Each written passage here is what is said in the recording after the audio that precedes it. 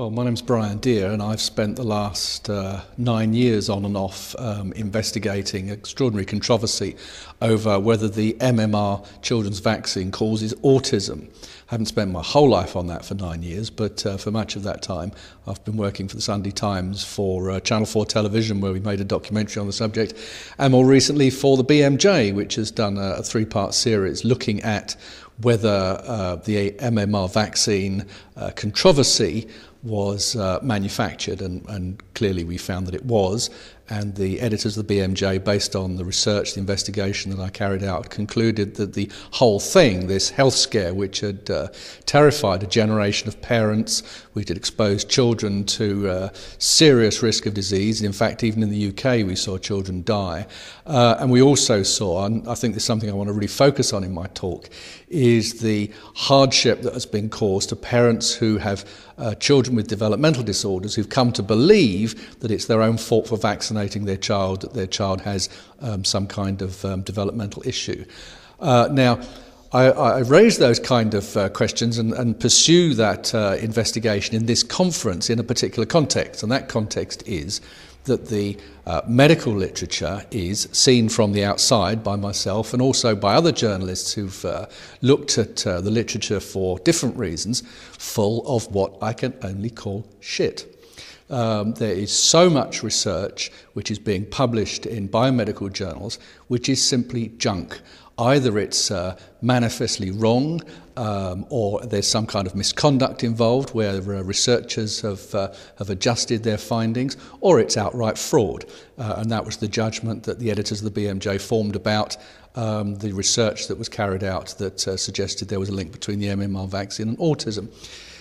So then you have a question as to what you do about that. 30 years ago, journalists in the United States, Broad and Wade, published a book called Betrayers of the Truth, and it became a classic book for those people who think there are issues in the integrity of biomedical research. And 30 years ago, they said there were too many scientific journals. Now, that was 30 years ago. Probably somebody at this conference could say how many more scientific journals, biomedical journals, there are today than there were 30 years ago. But even 30 years ago, the journalists were pointing out there was too much material coming out for the editorial staffs and the publishers of biomedical journals to keep on top of the quality. It's almost a cliche these days that eventually everything is published. And in fact, even at this conference, we had a very strong voice for people who believe that there should be yet more data put into the public domain. There's a campaign on that suggests that all trials, all clinical trials, particularly industry trials, I think they're after, should be put into the public domain. And you then have to, as a journalist, you then have to wonder, well, who's actually going to look at those trials? But that's the mood. The message I want to send is that something needs to be done about the material that's already there, and that these biomedical journals, almost all of which, the major publishing groups which produce them, are immensely lucrative. If you look at Reed Elsevier and you look at its profit against turnover, and you'd be absolutely astonished if you were to compare it with, say, mainstream newspapers. These organisations are making huge amounts of money out of biomedical research, in a way living parasitically off academia, and the question then has to be asked, what are they doing to ensure the quality and integrity of their publications?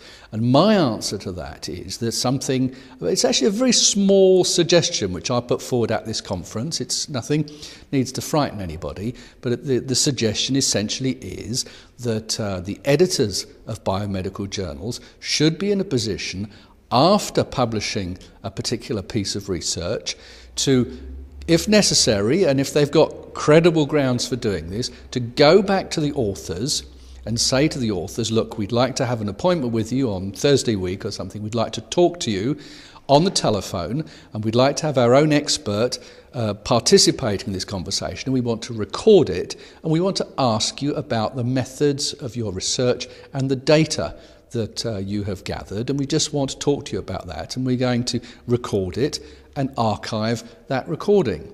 Now, I think a lot of academics, and I know because there's been discussion about this proposal of mine already, a lot of academics would be quite concerned about that. But it's a very small thing. Simply, an editor being able to say, well, just explain that to me. You say in column 2 of table 4, so on and so forth, or you've presented this particular piece of art, just explain it to me. And my proposal is that ability to have that post-publication review be incorporated in the uniform requirements for the submission of manuscripts to biomedical journals, and that if authors decline that opportunity, then that alone would be grounds for retraction. And that would spare the major hurdles that exist at the moment about retraction, in the sense that if you retract a piece of research, it's normally essential to carry out some massive inquiry at enormous expense that no journal wants to do, and if the journal kicks it back to the institution, they don't want to do it either, simply because of the costs and because they are exposed then to litigation from the people they're criticising, implicitly criticising by retracting the research. And I simply want to put on the table for the world's medical journal editors to consider the question as to whether it should be a rule that if somebody who is an author, principal author of a paper published in the biomedical literature will not speak to the data and explain how they came upon that data, how they generated that data, then that alone will be grounds for the administrative retraction of the publication. And I'm going to present a couple of examples of papers today which I think would simply be retracted purely on that basis. So that's really what I want to talk about. I want to talk about the integrity and the quality of the publications that are already being released into the public domain, while other people are perhaps more focused on making more data available. Thank you. Do you think that the anxieties of the authors to get into this post-production discussion is simply a reflection of the poor quality that's going in at the other end? Well, I mean, in individual cases there can be all kinds of reasons, can't they? But there's got to be a prima facie question as to why they can't speak to data. I mean, even as it is, the uniform requirements say that authors should be able to speak to the data that they are publishing. And we know as a fact that large numbers of them simply can't. So this is just an opportunity. I'm not saying that it's going to happen a lot or has to happen, but occasionally the authors can be put on the spot by an editor and by somebody advising an editor. And also, in the cases I'm going to raise at the conference today, 2 cases where papers have been presented in the context of litigation and where there was trouble involving these papers in the courts.